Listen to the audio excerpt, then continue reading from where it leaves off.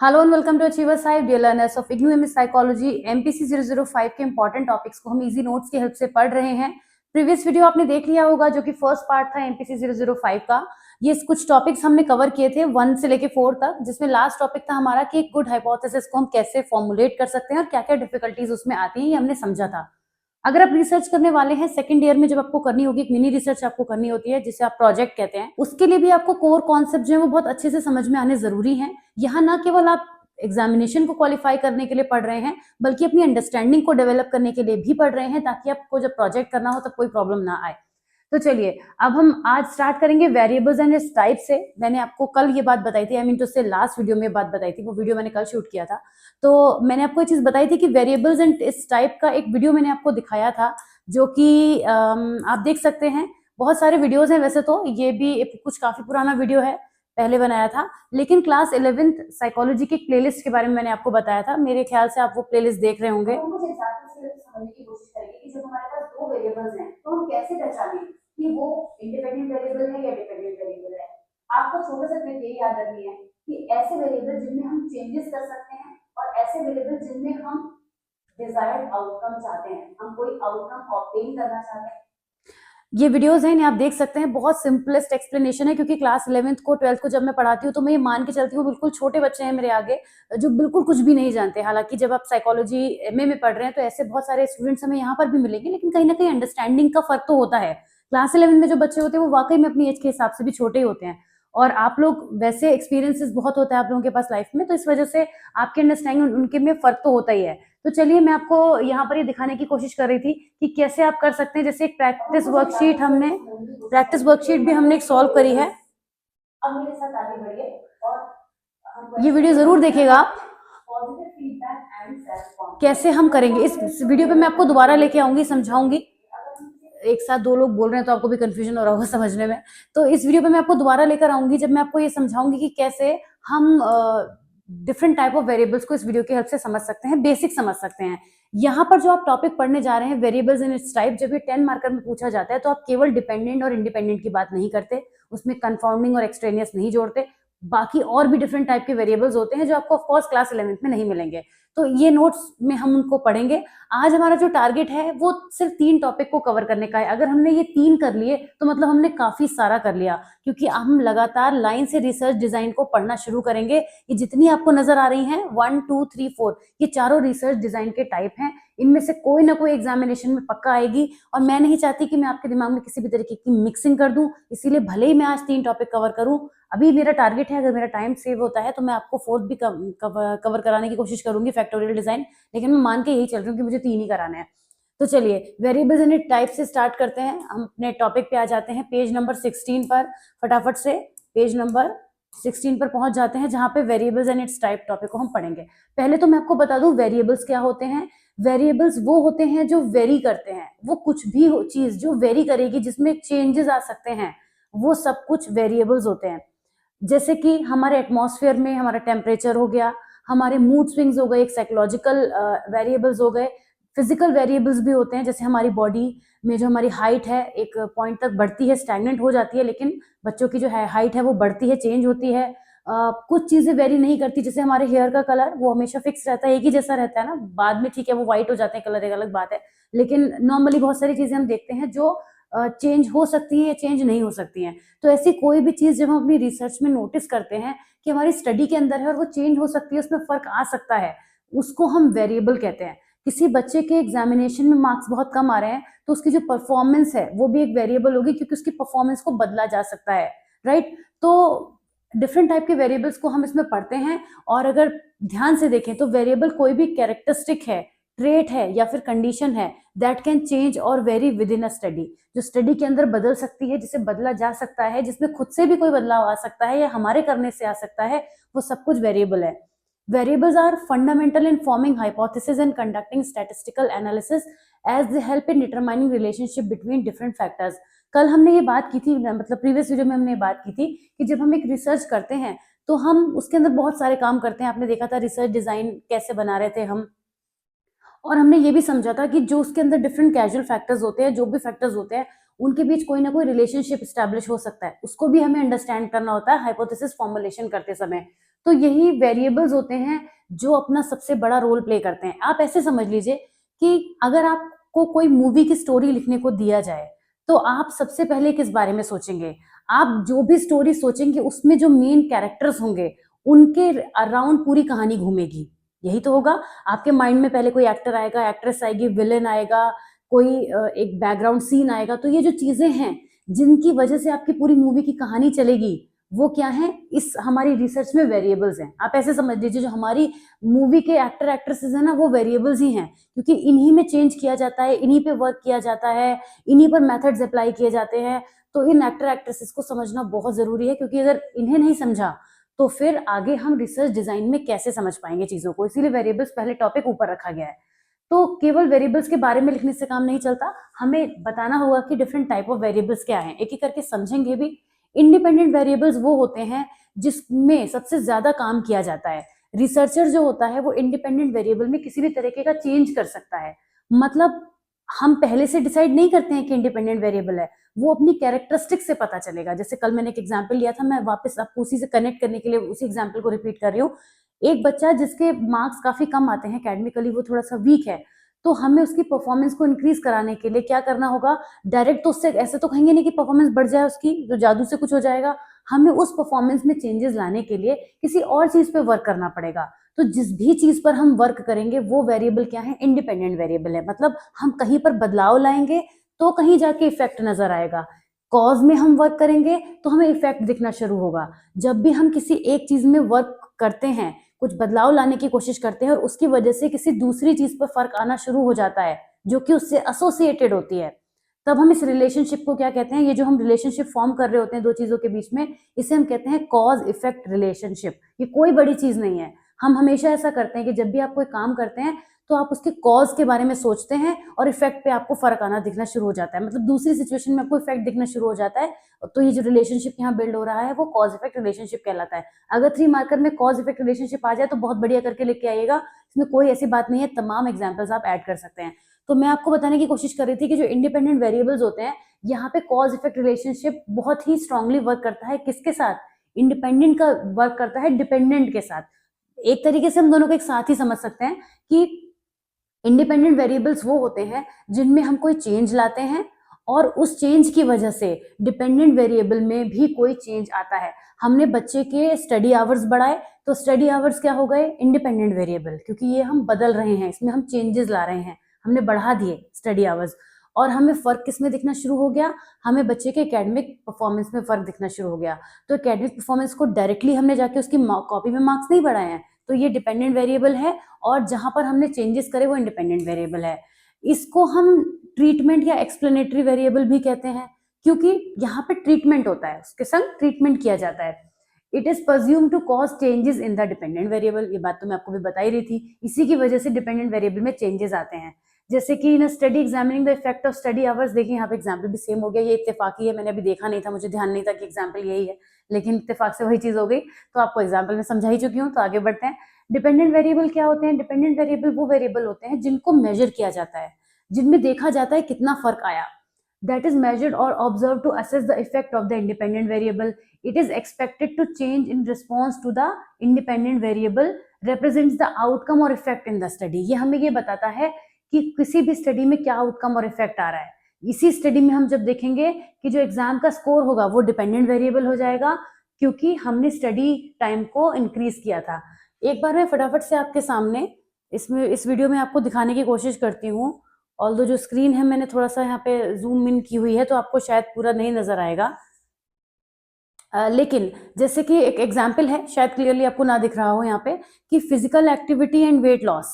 Physical activity और weight loss में dependent variable क्या है? वेट लॉस है, और इंडिपेंडेंट वेरिएबल फिजिकल एक्टिविटी है। आप सभी जिम तो जाते होंगे, आप में से बहुत सारे लोग फिजिकल एक्टिविटी करते होंगे। चलिए इसको मैं क्लोज कर देती हूँ, क्योंकि मुझे अंदाजा ही पूरा शायद स्क्रीन पे नजर नहीं आ रहा होगा बिकॉज ऑफ द थिंग। तो आप लोग जब जिम जाते हैं तो आप लोग जिम में जाके क्या करते हैं? एक्सरसाइज करते हैं, वहाँ पे बहुत सारा टाइम देते हैं, फिजिकल वर्क करते हैं। तो ये जो फिजिकल वर्क आप करते हैं ये सब क्या है? इंडिपेंडेंट वेरिएबल है। आप ना करें, 2-4 दिन जिम ना जाएं तो आपके वेट में फर्क आने लगेगा, आपके बॉडी फैट में फर्क आने लगेगा।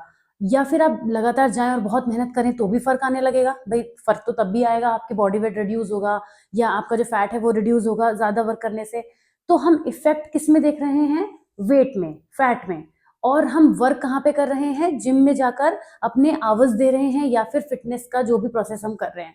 तो यहाँ पे क्लियरली इंडिपेंडेंट वेरिएबल वो है जहां पर हम डायरेक्ट चेंजेस कर रहे हैं, और डिपेंडेंट वेरिएबल वो है जहां पर हम इनडायरेक्ट चेंजेस देख रहे हैं। इनडायरेक्टली तो देख रहे हैं हम, किसी रास्ते से होकर ही तो फर्क हो रहा है, डायरेक्ट तो फैट हम कट नहीं कर दे रहे।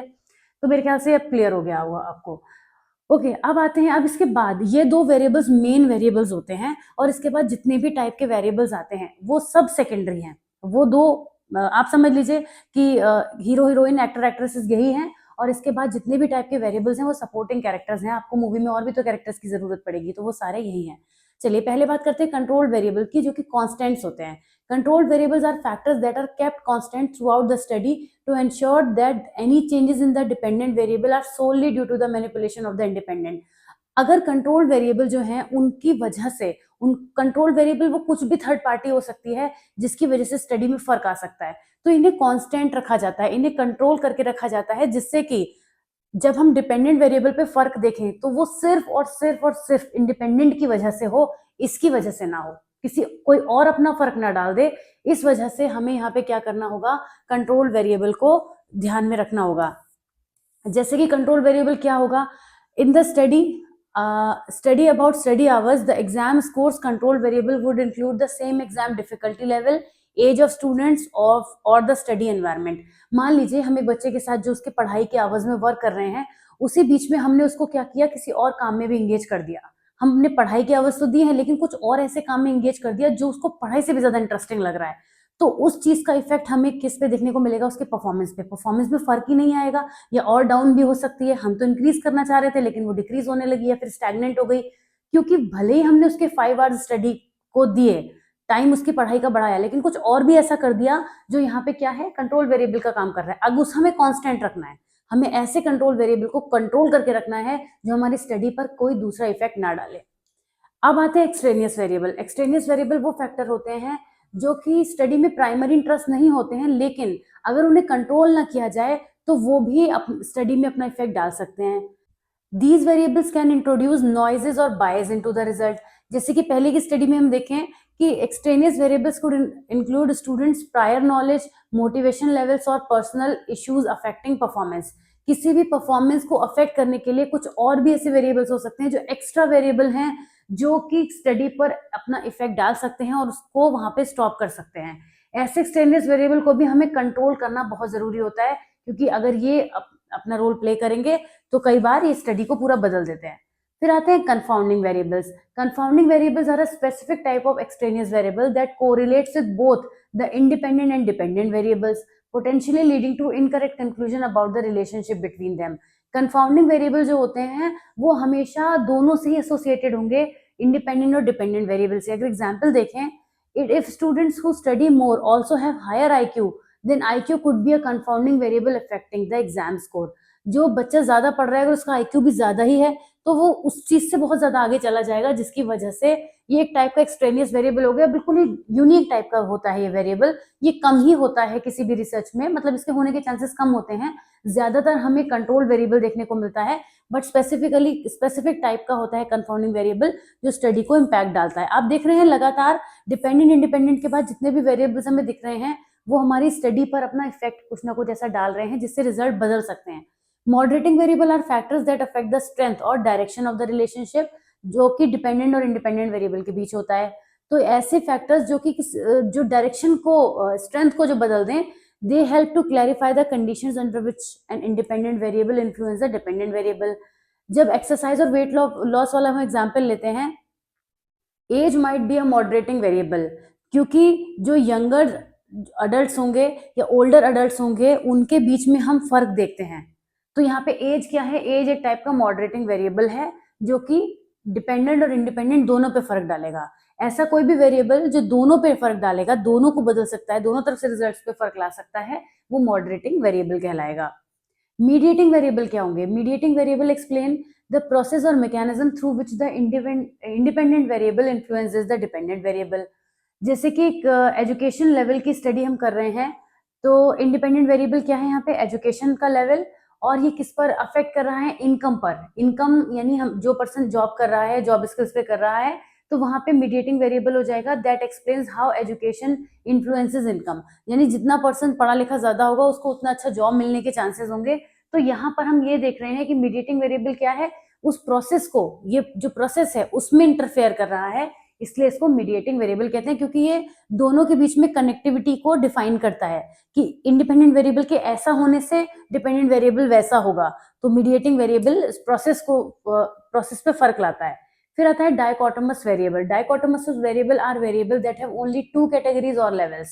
दे are often used in binary outcomes और क्लासिफिकेशन, जैसे कि जेंडर, यस नो रिस्पॉन्सेस, किसी भी ट्रेट का होना ना होना, तो वो चीज है या नहीं है, इसमें सिर्फ 2 ही कैटेगरी होती है, वो तीसरे किसी टाइप का नहीं होता। इसको हम डाइकोटोमस वेरिएबल कहते हैं।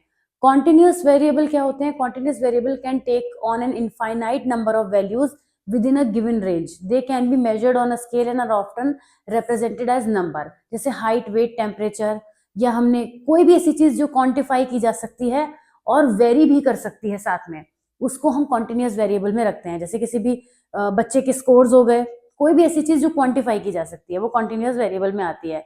कैटेगोरियल वेरिएबल वो होते हैं जो किसी भी टाइप को डिफाइन करते हैं, ऐसी कोई चीज जो किसी टाइप की कैटेगरी में आती है, जो कैटेगरी में डिफाइन की जा सकती है, जिसको हम किसी ग्रुप में डिफाइन कर सकते हैं, ऑर्डर में डिफाइन कर सकते हैं। वो नॉमिनल भी हो सकते हैं, ऑर्डिनल भी हो सकते हैं। ये नॉमिनल ऑर्डिनल जो होते हैं वो स्केल्स होते हैं, आगे इनके बारे में आप पढ़ेंगे। तो जैसे type of cuisine, Italian, Chinese, Mexican, ये नॉमिनल हो गया। ऑर्डिनल मतलब सोशियो इकोनॉमिक स्टेटस, लो, मिडिल, हाई। तो कोई ना कोई टाइप को जब वेरिएबल डिफाइन कर रहा होता है तो उसको हम कैटेगोरियल वेरिएबल कहते हैं। अब कैटेगोरियल वेरिएबल होने से ऐसा नहीं है कि कोई स्टडी पे फर्क आ जाएगा, लेकिन हमने कल ये बात की थी कि जब हम कोई हाइपोथेसिस बनाते हैं तो अगर हमारे वेरिएबल्स उसमें, या पूरी जो स्टोरी हमने क्रिएट करी है, जो हमने हाइपोथेसिस बनाई है, अगर उसमें एक एक चीज स्पेसिफिक नहीं मेंशन होगी तो वो आगे चल के ट्रबल कर सकती है। आपको याद होगा कल मैंने बात आपको बताई थी, मुझे बार बार कल मुंह से निकल रहा है क्योंकि वो वीडियो मैंने कल बनाया था। तो हम प्रीवियस वीडियो की हम बात कर रहे हैं कि जिसमें हमने डिस्कस किया था कि कैसे कोई चीज अगर बिल्कुल स्पेसिफिक ना हो, टाइप करके हमारे सामने आ जाए, किसी कैटेगरी में फॉलो किया जाए, तो फिर हम सोचने लग जाते हैं कि अच्छा हम इसमें से कौन से बारे में बात करनी है। तो ये वेरिएबल इस तरीके से अपना इफेक्ट डालते हैं, बाकी ये नुकसान कोई बहुत बड़ा नहीं करते हैं, है ना। स्टडी को थोड़ा सा हल्का सा कॉम्प्लिकेट कर सकते हैं, बहुत ज्यादा नहीं करते हैं। तो यही समराइज करेंगे कि डिफरेंट टाइप के वेरिएबल्स होते हैं जो कि रिसर्च डिजाइन में बहुत ज्यादा अंडरस्टैंड करना जरूरी है। अगर हम उनको नहीं समझेंगे तो जब हम रिसर्च डिजाइन करेंगे तो प्रॉब्लम हमें आनी है, क्योंकि रिसर्च डिजाइनिंग ही सबसे इंपॉर्टेंट पार्ट होता है। अब जब क्योंकि रिसर्च डिजाइन इंपॉर्टेंट पार्ट होता है तो आइए समझने की कोशिश करते हैं कि किस किस टाइप के रिसर्च डिजाइन को हमने पढ़ना है। अभी मैं 2 टॉपिक कवर करने वाली हूँ, जैसे मैंने आपको बताया। इसमें सबसे पहले आएगा सिंगल फैक्टर रिसर्च डिजाइन। बड़ा ही सिंपलेस्ट होता है single factor research design. 2 factor भी होता है, डबल फैक्टर जो हम बात करेंगे, आज तो नहीं करने वाले, कल ही करेंगे। तो सिंगल फैक्टर रिसर्च डिजाइन क्या होता है? इसको हम वन वे डिजाइन कहते हैं। One way design is a fundamental type of experimental design used to investigate the effect of one independent variable on one dependent variable। पहले तो ये बात को जो है आप अच्छे से ध्यान में रखिए कि वन वे डिजाइन में हमें क्या करना है। हमें, हमारा पहला काम क्या है? To investigate the effect of one independent variable on one dependent variable. ये है सिंगल फैक्टर, क्योंकि सिंगल है तो 1 into 1 चलेगा। 1 into 1 का मतलब पता है क्या हुआ? यानी 1 इंडिपेंडेंट और 1 डिपेंडेंट, ये इसका मतलब हो गया। This design is particularly useful in determining how variation in a single factor influence outcomes, making it in a common approach in various fields including psychology, education, social sciences। ये जो भी हमने अभी मैंने कॉज एंड इफेक्ट रिलेशनशिप बताया था वो यही है, सिंगल फैक्टर रिसर्च डिजाइन में होता है। यानी कि हम किसी एक फैक्टर पर फोकस करते हैं अच्छे तरीके से और ये देखते हैं कि सिर्फ उसका और उसी का क्या फर्क आ रहा है दूसरे वेरिएबल पर, ठीक है। तो उसी को हम कहते हैं सिंगल फैक्टर रिसर्च डिजाइन। अब इसकी कुछ की कैरेक्टरिस्टिक्स की बात करते हैं कि इसमें क्या क्या चीजें होती हैं जो हमें देखनी होती हैं। सबसे पहली बात तो इसमें सिंगल इंडिपेंडेंट वेरिएबल होता है। हमने जब ये बात करी 1 by 1 की, तो साथ में हमने ये भी बात कर ली ना कि इंडिपेंडेंट वेरिएबल एक होगा। तो इसकी खास बात क्या है कि जो 1 इंडिपेंडेंट वेरिएबल पर ही स्टडी फोकस की जाती है। जैसे कि researcher might investigate the effect of different teaching methods on student performance. तो यहाँ पे हमने एक ही चीज पर वर्क हम कर रहे हैं कि किसी एक मेथड पर करेंगे, ये नहीं कि सारे मेथड्स पर हम कर रहे होंगे। तो हम किसी एक स्टडी के मेथड का स्टूडेंट के परफॉर्मेंस पर इफेक्ट देखने की कोशिश करेंगे। डिपेंडेंट वेरिएबल वो आउटकम होता है जो रिसर्चर मेजर करता है। तो यहाँ पर डिपेंडेंट वेरिएबल भी एक ही होता है। जैसे अगर हमने स्टूडेंट के टेस्ट स्कोर की बात करी है तो टेस्ट स्कोर की ही बात करेंगे, अंडरस्टैंडिंग की बात नहीं करेंगे, उसके इम्प्लीकेशन की, एप्लीकेशन की बात नहीं करेंगे, कुछ और बात नहीं करेंगे। जब हमने टेस्ट स्कोर की बात करी है तो एक ही चीज पर हम फोकस करेंगे। कंट्रोल एंड रैंडम असाइनमेंट, यहाँ पे क्या होता है, एक्सट्रेनियस वेरिएबल के इन्फ्लुएंस को मिनिमाइज करने के लिए कंट्रोल ग्रुप बनाए जाते हैं और रैंडम असाइनमेंट किया जाता है। रैंडम असाइनमेंट की हेल्प से क्या होता है कि participants have an equal chance of being assign to any of the level of the independent variable. ये एक कैरेक्टरिस्टिक भी होती है रिसर्च डिजाइन की, जो कल हमने बात की थी कि जब भी हम कोई रिसर्च डिजाइन करते हैं, फिर हाइपोथेसिस फॉर्मुलेशन करते हैं, तो हमें जब कोई भी सैंपल लेना है तो वहां पर रैंडम असाइनमेंट बहुत जरूरी है, जिससे कि बायसनेस ना हो, और जितने भी एक्सट्रेनियस वेरिएबल्स हमारे सामने आ रहे हैं उनको हमें कंट्रोल करते हुए भी चलना है। कंट्रोल क्यों करना है, उसका एक बहुत बड़ा रीजन ये है कि हमें ये देखना है कि जो इंडिपेंडेंट वेरिएबल है सिर्फ उसी का इफेक्ट हमारे डिपेंडेंट वेरिएबल पर आना चाहिए, किसी और वेरिएबल का ना आए, इसीलिए हम एक्सट्रेनियस वेरिएबल को कंट्रोल करते हैं अगर कोई एक्सट्रेनियस वेरिएबल है तो। अगर नहीं है तो कोई दिक्कत की बात नहीं है। फिर उसके बाद single factor design typically involve comparing the means of the different group और conditions created by varying the independent variable, जिसमें हम अनोवा, आपने नाम सुना है, अभी स्टैट्स में आप अनोवा पढ़ भी रहे हैं, आपको पता है कि अनोवा क्या होता है, एनालिसिस ऑफ वेरिएंस। कई बच्चों को अनोवा की फुल फॉर्म नहीं पता होती। एनालिसिस ऑफ वेरिएंस हम पढ़ते हैं, ये इसकी हेल्प से हमें पता चलता है कि हम कंपैरिजन करते हैं, जिसमें single factor design typically involve comparing the means of different group और कंडीशंस। दोनों, अगर दो की बात हो रही है क्योंकि, तो दोनों के ही मीन्स को हम कंपेयर करके देखते हैं और उसी को हम सिंगल फैक्टर एनालिसिस में अनोवा का नाम भी देते हैं, एनालिसिस ऑफ वेरिएंस। ये सिंपल होते हैं और इनको इम्प्लीमेंट करना इजी होता है क्योंकि आप समझ पा रहे हैं कि तमाम ऐसे एग्जांपल्स आपके माइंड में आ रहे हैं, जैसे भी हमने वेट लॉस और जिम का लिया, हेडेक और डिस्प्रिन का ले सकते हैं एग्जाम्पल की। अगर हेडेक हो रहा है तो आप डिस्प्रिन का इंटेक करते हैं, तो डिस्प्रिन क्या है, डिस्प्रिन यहाँ पे इंडिपेंडेंट वेरिएबल है जिसकी हेल्प से आपका जो हेडेक है वो रिड्यूस हो जाएगा। तो हम फर्क किस में देख रहे हैं, हेडेक में देख रहे हैं, लेकिन हम अमाउंट क्या ले रहे हैं, डिस्प्रिन का ले रहे हैं। तो इस तरीके से बहुत एग्जांपल्स होते हैं जो हमारे कॉज एंड इफेक्ट रिलेशनशिप को दिखाते हैं, और वो सब सिंपल जो है हमारे सिंगल फैक्टर डिजाइन के एग्जाम्पल हैं। तो इनको इम्प्लीमेंट करना भी ईजी है। अब आते हैं types of single factor research design. अक्सर एग्जाम में पूछा जाता है कि between subject design, with in subject design क्या होते हैं। तो ये जो टॉपिक है ना, between subject design, with in subject design, जैसे आप अभी एक रिसर्च डिजाइन में पढ़ रहे हैं, वैसे ही ये सेम हेडिंग्स आपको आगे भी मिलेंगी। मैं आपको पहले दिखा देती हूँ, मेरा दिल ये चाह रहा है कि मैं आपको थोड़ा सा बता दूं। जैसे यहाँ पे बिटवीन सब्जेक्ट डिजाइन और विद इन सब्जेक्ट डिजाइन यहाँ पे आपको देखने को मिल रहा है। आ जाते हैं एक्सपेरिमेंटल रिसर्च डिजाइन में, मैंने थोड़ा जूम इन कर दिया है, तो यहाँ पर भी आप देखेंगे कि बिटवीन सब्जेक्ट डिजाइन और विद इन सब्जेक्ट डिजाइन है। अब मैं ऐसा क्यों बता रही हूँ, मुझे पता है मैं काफी छोटे बच्चों को समझाने वाली बात यहाँ पे कर रही हूँ, आप लोग काफी समझदार हैं, पर मुझे ऐसा इसलिए करना पड़ रहा है क्योंकि बच्चे इसमें भी कंफ्यूज हो जाते हैं। उन्हें लगता है अरे ये तो बिटवीन सब्जेक्ट डिजाइन तो हमने उसमें पढ़ा था, ये तो उसकी हेडिंग थी, उसकी इसी की हेडिंग नहीं है। ये आपको समझना है कि एक टाइप है जिसको हमें दोनों ही जगह पर यूज करना है ना। तो वापस आ जाती हूँ मैं, ये सब तो मैंने आपको बता दिया था, वेरिएबल्स हो गए थे, काफी आगे पहुंच गई मैं। घूम गई हूँ थोड़ा सा इसके अंदर ही, कोई बात नहीं। हाँ, यहाँ पर थे हम कि सिंगल फैक्टर रिसर्च डिजाइन के जो डिफरेंट टाइप हैं, पहले उन्हें समझ लेते हैं कि बिटवीन सब्जेक्ट्स डिजाइन होगा और विद इन सब्जेक्ट डिजाइन होगा।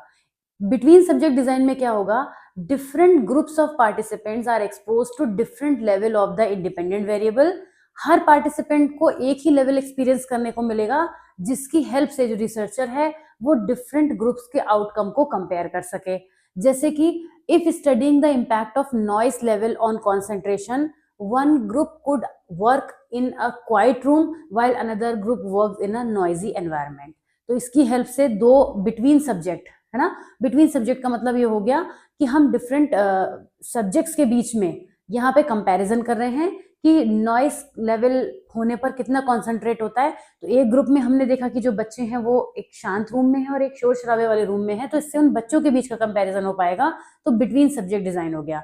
विद इन सब्जेक्ट में क्या होता है, the same group of participant is expose to all level of independent variable, यानी कि बच्चा तो वही रहेगा, एनवायरमेंट बार बार बदलेगा, मतलब जो हमारा सब्जेक्ट है, जो हमारा पार्टिसिपेंट है वो बार बार जाएगा, विद इन सब्जेक्ट डिजाइन हो जाएगा।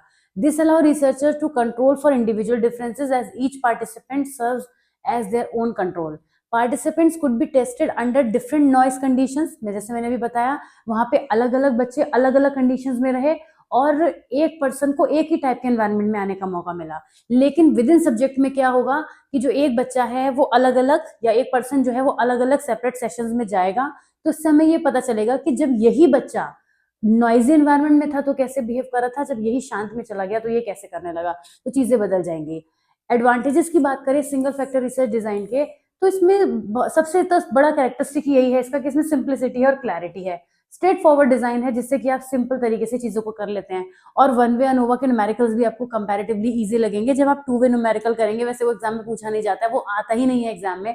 टू वे अनोवा के न्यूमेरिकल्स बच्चे कई बार पूछ रहे थे स्टैट्स में कि मैम टू वे, लेकिन टू वे अनोवा जो है आपसे थ्योरी में पूछा जाता है, तो उसके लिए आप तैयार कर सकते हैं।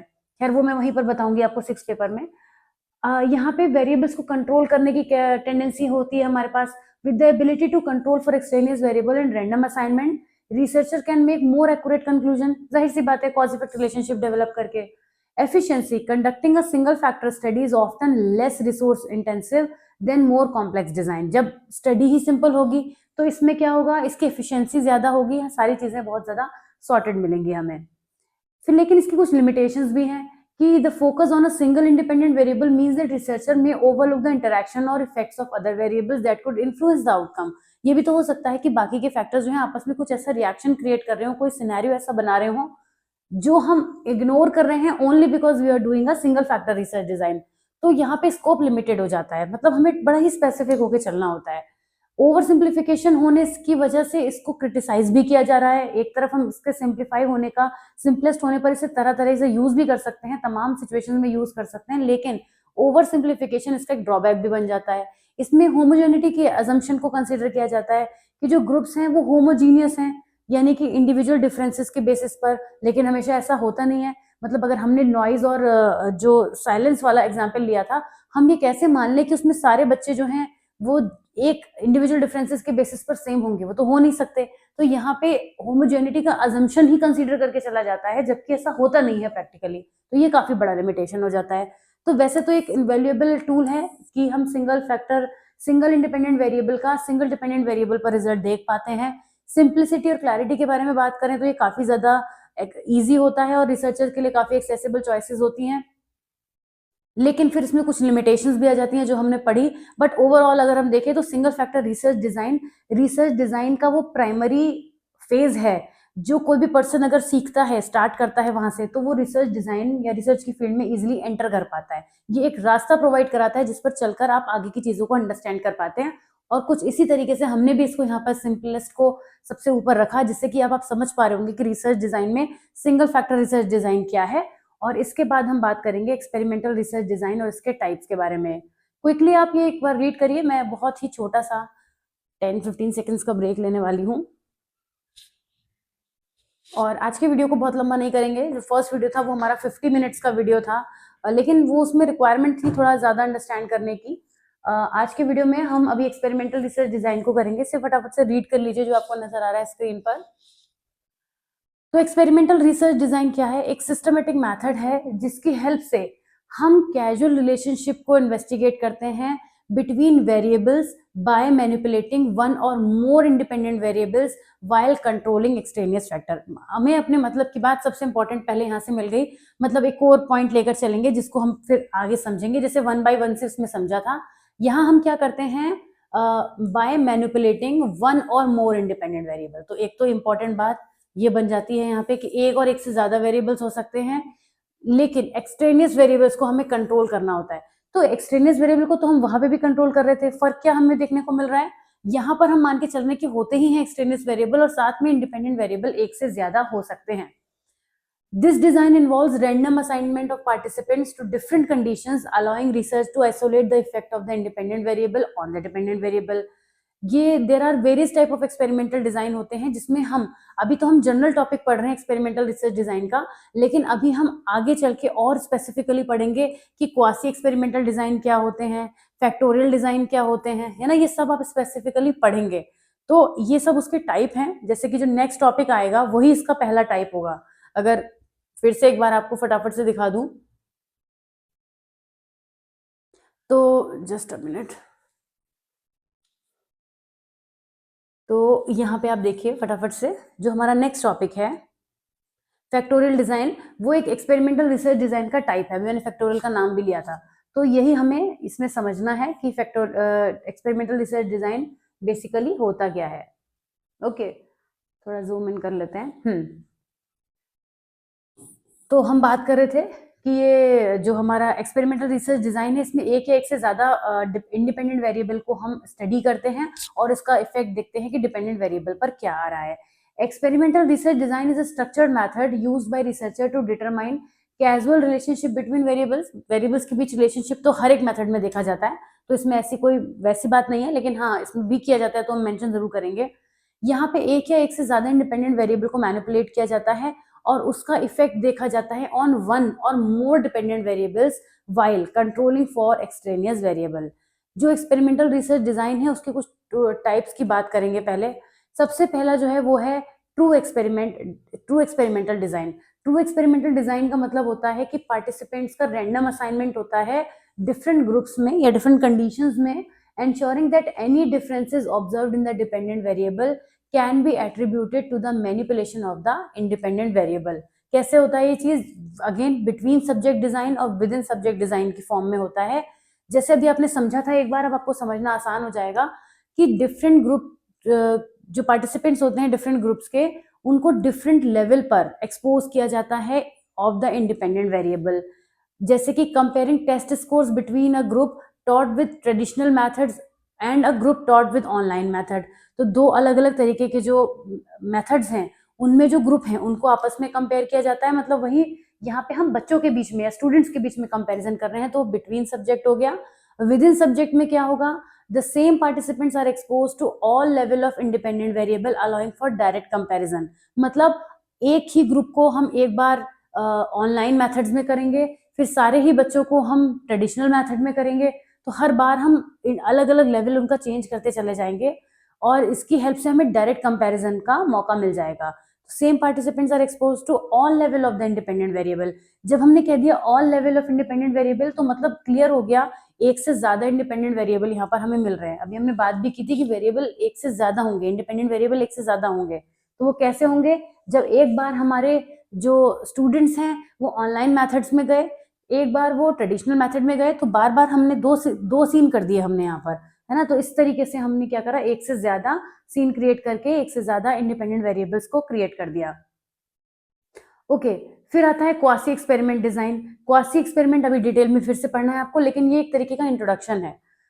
Quasi experiment design do not involve random assignment but still manipulate N independent variable. यहाँ पे असाइनमेंट रैंडम नहीं होता क्वासी एक्सपेरिमेंट में, लेकिन मैनिपुलेशन फिर भी होता है।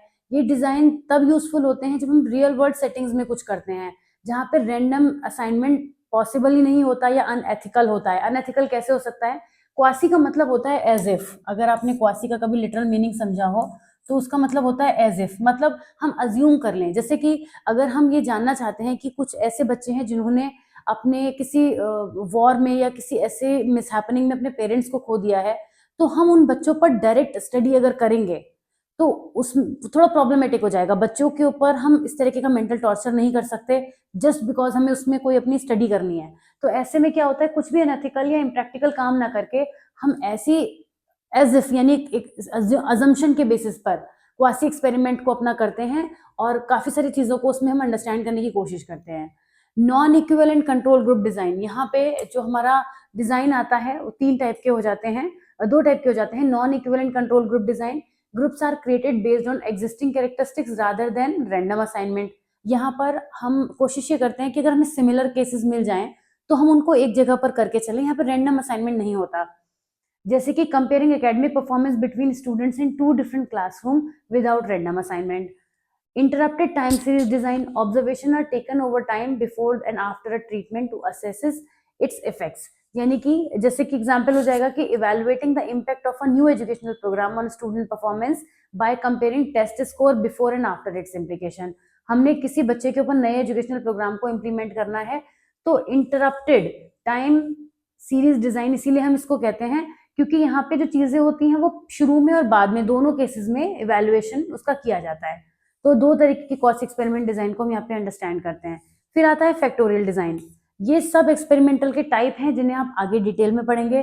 मैंने अभी अभी आपको फैक्टोरियल डिजाइन का दिखाया भी था टॉपिक, कि जैसे अभी हम इसका जिक्र करेंगे केवल यहाँ पे कि फैक्टोरियल डिजाइन में क्या होता है, केवल एक जिक्र होगा। और आगे ये अपने आप में भी 10 मार्कर में अलग से पूछा जाता है। तो फैक्टोरियल डिजाइन इन्वॉल्व मैनिपुलेटिंग 2 और more independent variable simultaneously to assess their individual and interaction effects on the dependent variable। Factorial design में हम क्या करते हैं, 2 या 2 से ज्यादा इंडिपेंडेंट वेरिएबल को एक साथ उनके ऊपर वर्क करना स्टार्ट करते हैं और उनका इफेक्ट देखते हैं कि वो आपस में जब इंटरैक्ट करते हैं तो उनका जो इफेक्ट आता है वो डिपेंडेंट वेरिएबल पर कैसा आता है। This design provides insight into complex relationship. Complex चीजों में करने के लिए यूज होता है, सिंपल में नहीं होता है, जहाँ पे एक तो फुल फैक्टोरियल डिजाइन होता है और एक फ्रैक्शनल फैक्टोरियल डिजाइन होता है। फुल फैक्टोरियल डिजाइन क्या होता है, यानी कि जितने भी पॉसिबल कॉम्बिनेशन है इंडिपेंडेंट वेरिएबल के वो टेस्ट किए जाते हैं। मतलब हमने कहा कि एक या एक से ज्यादा, तो जो भी इंडिपेंडेंट वेरिएबल्स के आपस में रिलेशनशिप बन सकते हैं, जो भी पॉसिबल है, वो फुल फैक्टोरियल कहलाते हैं। फ्रैक्शनल में क्या होता है कि एक पॉसिबल कॉम्बिनेशन ले लेते हैं हम सबसेट की तरह से। मतलब जैसे कि कोई एक चीज है, मान लीजिए कोई एक ऑब्जेक्ट है या कोई एक ट्रेट है किसी पर्सन का, मतलब किसी पर्सन के अंदर हम 3 ट्रेट मान लेते हैं। चलिए एग्जाम्पल को भी सिंपल कर देती हूँ मैं। एक पर्सन के अंदर 3 ट्रेट हैं और हम उसे किसी डिफरेंट 3 सिचुएशंस में एक दूसरे के साथ इंटरेक्ट करा रहे हैं। तो अब हम, हो सकता है हमारे पास बहुत सारे आउटकम्स बन जाए। जब बहुत सारे बनेंगे और हम सब कुछ लेने की कोशिश करेंगे, हर एक ट्रेट का हर एक सिचुएशन के ऊपर इफेक्ट, तो वो फुल फैक्टोरियल कहलाएगा। लेकिन जब हमने ये सोचा कि नहीं, हमें मेजर चीजों को कवर करना है, तो हम उसको कहते हैं फ्रैक्शनल। फ्रैक्शनल मतलब हमने उसका एक पार्ट लिया, सब कुछ नहीं लिया, तो फ्रैक्शनल फैक्टोरियल डिजाइन हो जाता है। ओके, तो इस तरीके से 2 टाइप के फैक्टोरियल डिजाइन हो जाते हैं। फिर आता है क्रॉसओवर डिजाइन। ये भी हमारा अभी एक्सपेरिमेंटल रिसर्च डिजाइन के अंदर ही आ रहा है। क्रॉसओवर डिजाइन में क्या होता है, क्रॉसओवर डिजाइन में participants are expose to multiple treatments in a specific order. यहाँ पे ऑर्डर नहीं बदला जाता, ऑर्डर को स्पेसिफिक रखा जाता है, और each participant to serve as their own control. This design is often used in clinical trials. जैसे कि patient might receive 2 different medications in sequence with a wash out period in between to measure effect. एक ही patient के ऊपर 2 different medications का effect देखा जा सकता है और एक वॉश आउट पीरियड रख के बीच में, तो वो क्रॉस ओवर डिजाइन कहलाता है। Single subject design. Single subject design focus on the individual rather than group. जब सिंगल सब्जेक्ट होता है तो यहाँ पे जैसे नाम है सिंगल सब्जेक्ट, तो सब्जेक्ट को भी इंडिविजुअली लिया जाता है। इस अप्रोच में यहाँ पे रिपीटेड मेजर्स किए जाते हैं to observe the effect of an intervention on a single participant और अ स्मॉल ग्रुप। ग्रुप छोटा हो सकता है, काफी छोटा, पर मैक्सिमम केसेस में सिंगल सब्जेक्ट ही लिया जाता है। जैसे कि रिसर्चर में assess the impact of a behavioural intervention on a individual performance over time. तो इस तरीके से एक सिंगल सब्जेक्ट के ऊपर हम क्या क्या इफेक्ट्स देख सकते हैं, ये सिंगल सब्जेक्ट डिजाइन में हम देखते हैं। फील्ड एक्सपेरिमेंट नेचुरल सेटिंग में किए जाते हैं, इनमें लेबोरेटरी में कंट्रोल नहीं होता, इन्हें नेचुरल सेटिंग में किया जाता है, जिसकी हेल्प से जो रिसर्चर होता है वो एक नेचुरल वे में चीजों को कर पाता है, और फिर भी वहां पे इंडिपेंडेंट वेरिएबल को मैनिपुलेट किया जाता है। Testing the effectiveness of a new marketing strategy by implementing it in one store while keeping another store as control. मतलब जब हमारा कोई प्रोडक्ट लॉन्च होता है तो उसको पहले सब जगह सर्कुलेट नहीं किया जाता, उसका एक जो स्मॉल टेस्ट किया जाता है, वो इसी का एक एग्जाम्पल है। लेबोरेटरी एक्सपेरिमेंट सभी को पता है, बहुत सारे बच्चे जो है वो लैब में एक्सपेरिमेंट्स करते हैं। वो कंट्रोल्ड एनवायरनमेंट में होने वाले एक्सपेरिमेंट्स होते हैं, जहाँ पे एक्सटेनियस फैक्टर्स को या कंट्रोल वेरिएबल्स को कंट्रोल करके रखा जाता है। और ये जो डिजाइन होता है, इसकी हेल्प से हम बहुत ही अच्छे लेवल पर मेजरमेंट करके चीजों को कर सकते हैं। Studying the effect of sleep deprivation on cognitive performance in a controlled lab setting. तो ये कुछ अंडरस्टैंड किया हमने कि एक्सपेरिमेंटल रिसर्च डिजाइन क्या होता है। इसी के अंदर आने वाला है एक फैक्टोरियल डिजाइन, जिसे अब तो डेफिनेटली मैं नेक्स्ट वीडियो में ही कवर करूंगी, क्योंकि आप इतने सारे डिजाइन के बारे में आपने आज सुना है कि आपके दिमाग में मिक्सिंग ना हो जाए, ये इस बात का मुझे ध्यान रखना मेरी ही जिम्मेदारी है। लेकिन मैं आपको एक चीज बता दूं कि जब आप ये पूरा सब कुछ पढ़ लेंगे, सब तरीके के डिजाइन पढ़ लेंगे, तो आप कैटेगरी बना पाएंगे माइंड में कि अच्छा इस डिजाइन में ये चीज स्पेसिफिक है, ये इसमें ये स्पेसिफिक है, और इसमें ये स्पेसिफिक है। जब आप वो सब समझ जाएंगे तो आज का जो ये टॉपिक था, फिर ये तो एक समरी हो जाएगी उसकी। आप ये सभी टाइप के जो एक्सपेरिमेंट्स हैं, जितने डिजाइन है, सब पढ़ेंगे आगे, तो ये समरी तो है। एक तरीके से अगर हम इस टॉपिक को यहाँ ना रखते और एंड में रखते, तो शायद आपको फिर वो एक रिवीजन की तरह भी काम कर जाता। लेकिन शुरू में रखने का भी एक पर्पज था कि एटलीस्ट आप नामों से फेमिलियर तो हो जाएं, कि इन सब नामों के बारे में आप पढ़ने वाले हैं, इन सबको आप जानने वाले हैं। तो एक्सपेरिमेंटल रिसर्च बहुत तरीके से हो सकती है, जिसमें डिफरेंट वेरिएबल्स के कॉम्बिनेशंस होते हैं और उनके अपने अपने नाम होते हैं, स्पेसिफिक नाम होते हैं। कई बार ये छोटे छोटे टॉपिक आपके सेक्शन सी में आ जाते हैं। इस क्वेश्चन को सिर्फ एक लॉन्ग क्वेश्चन की नजर से मत देखिए, इसी टॉपिक में से आपको सी सेक्शन के टॉपिक भी मिल रहे हैं, तो वो आप तभी समझ पाएंगे जब आप ये सब कुछ पढ़ लेंगे। ओके, तो ये था हमारा आज का वीडियो, जिसमें हमने बस 3 ही टॉपिक करे हैं। थोड़ा अजीब लग रहा है कहते हुए, क्योंकि प्लानिंग तो कहीं ना कहीं बैक ऑफ द माइंड ज्यादा की थी, बट मैंने आज बोला ही नहीं, क्योंकि बोलने के बाद मैं नहीं कर पाती। मुझे बड़ा खराब लगता कि मैंने इतना प्लान किया और मैं नहीं कर पाई। तो चलिए, जितना प्लान किया उतना हमने कर लिया है। फिलहाल 3 टॉपिक हमने आज कवर करे हैं।